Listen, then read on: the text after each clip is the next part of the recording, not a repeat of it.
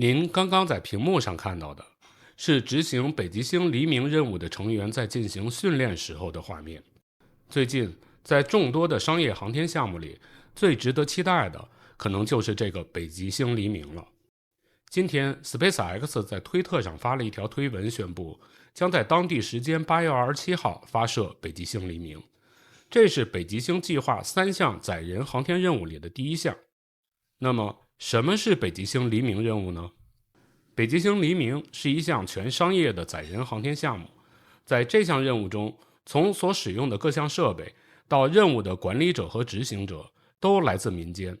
他们所执行的任务也来自民间征集，是到目前为止最为贴近大众的航天任务。大家好，这里是土拨鼠杂记，今天我们就来聊聊北极星黎明。如果想简单的描述北极星黎明任务的主要内容，我们就可以把它表述为，这是一项由民间发起的，组织非专业人士参与的，乘坐龙号载人飞船进入除阿波罗飞船以外载人飞船从未抵达的高度，在回到原型轨道之后，宇航员将身着商业舱外航天服进行第一次商业太空行走，开展与太空生命健康有关的研究，并为儿童癌症研究筹款的任务。本次任务计划为期5天，在任务中，4名宇航员乘坐龙号飞船由猎鹰9号火箭从佛罗里达州发射升空，进入近地轨道，然后飞船还会转移到一个近地点190公里、远地点1400公里的椭圆轨道绕地飞行。回顾过往，除了载人的阿波罗飞船之外，宇航员达到的最大高度是双子座11号飞船在1966年达到的1374公里。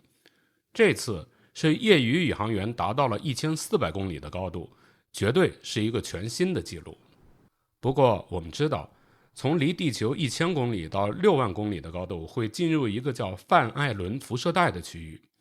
这片区域是以其发现者詹姆斯·范艾伦的名字来命名的。它是地球附近的一个拥有大量高能带电粒子的区域。这些高能带电粒子主要来自于太阳风，它们从太阳出发，在经过地球附近的时候被地球的磁场捕获，并环绕在地球的周围。范艾伦辐射带被分成内外2层，就像大家现在在屏幕上看到的那样。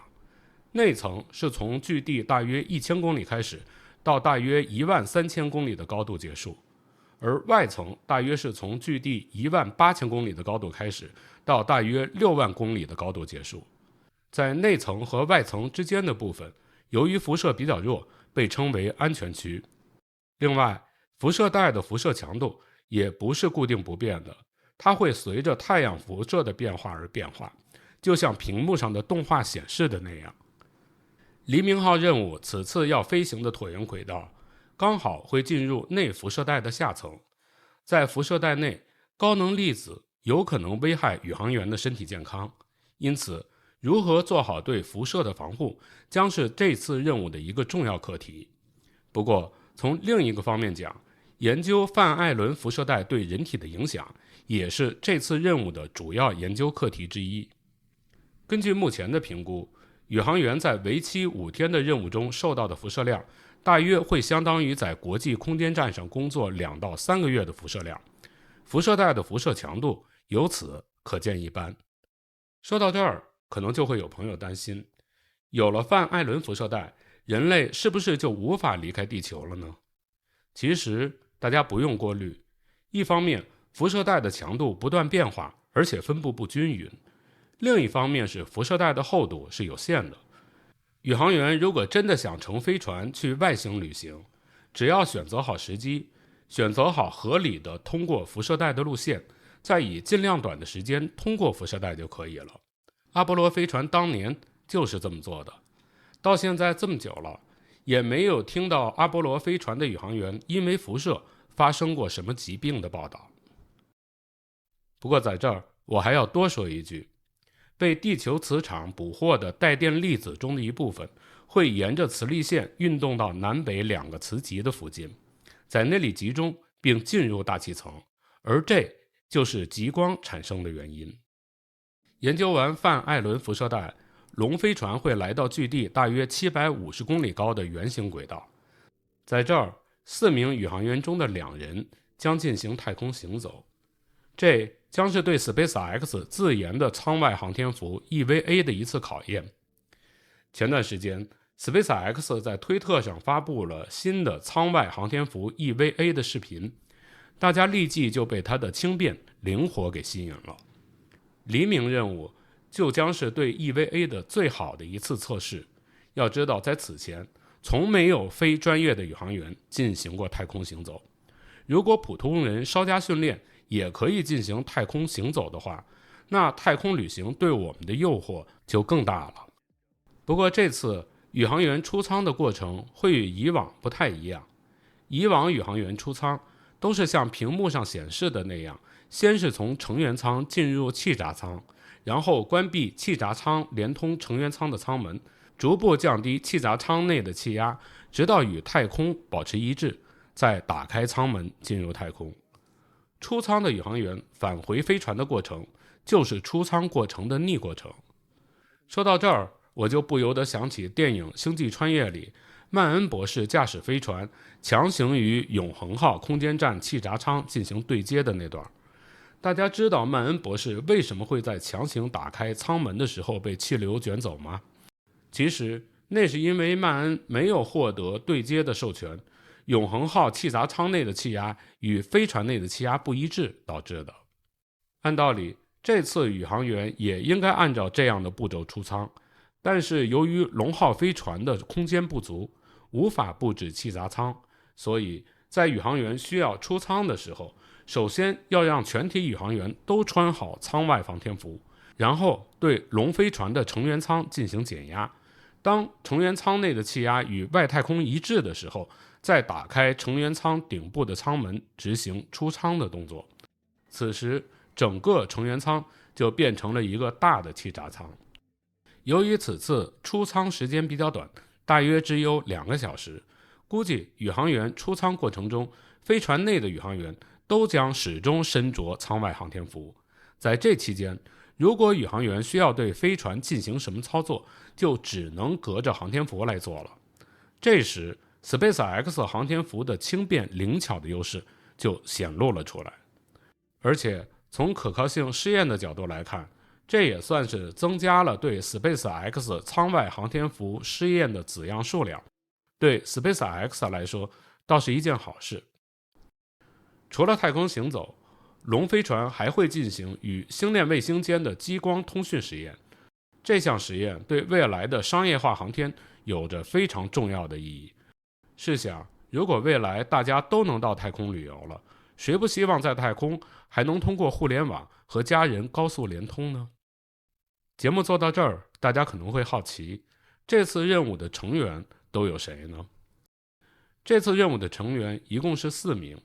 首先是发起人贾里德·伊萨克曼，他是综合支付供应商 Shift for Payments 的 CEO， 同时经营着一家名叫 Daken International 的公司。这家公司经营着世界上最大的私人战斗机机队，也为美军培训飞行员。2021年，伊萨克曼曾与 SpaceX 合作，自费邀请另外3人乘坐龙号飞船进入近地轨道，并在4天后返回。这3人都没有任何航天经验，还有1名女孩装有假肢。伊萨克曼用这种方式来证明普通人也能上太空，效果是非常不错的。这次任务被称为 Inspiration 4。2022年，伊萨克曼决定再次与 SpaceX 合作，启动一项新的计划。这个计划就是北极星计划。我要介绍的第2名成员是任务专家安娜梅农，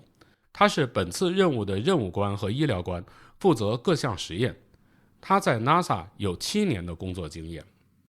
我要向大家介绍的第3名成员叫做莎拉·吉利斯，她于2015年加入 SpaceX， 曾经参加过龙飞船的研制，此前还负责过埃萨克曼 Inspiration 4任务宇航员的培训。我要向大家介绍的第4名成员是飞行员斯科特·伯蒂特，他以前在美国空军服役20年，退役时军衔为中校，拥有超过3200小时的飞机驾驶经验。在这4人组中，只有艾萨克曼此前有过进入太空的经验，其余3人都从来没有进入过太空。2名女性甚至连飞行经验都很少。尽管他们此前有过在航天部门工作的经验，但真正说到在太空中的经验，估计和我是差不多的。如果说像他们这样的人都能进入太空，并且能够在太空中行走，那像我们这样的普通人也没有问题了。我们剩下要看的就是 SpaceX 究竟在何时能够把太空旅行的价格降低到普通人能够承受的程度了。我希望这个未来不要太遥远。在节目的最后，我再简单的说说北极星计划的第2和第3项任务。关于这2项任务的报道很少，我们只知道第2项任务将还使用猎鹰9号火箭和龙飞船来完成，而到了第3任务的时候将会使用星舰，到那个时候又将会怎样的令人振奋呢？还是让我们拭目以待吧。另外， SpaceX 宣布北极星黎明任务的发射日期暂定为8月27号，但具体时间还没有定。如果当时我时间充裕，就会进行直播，欢迎大家到时收看。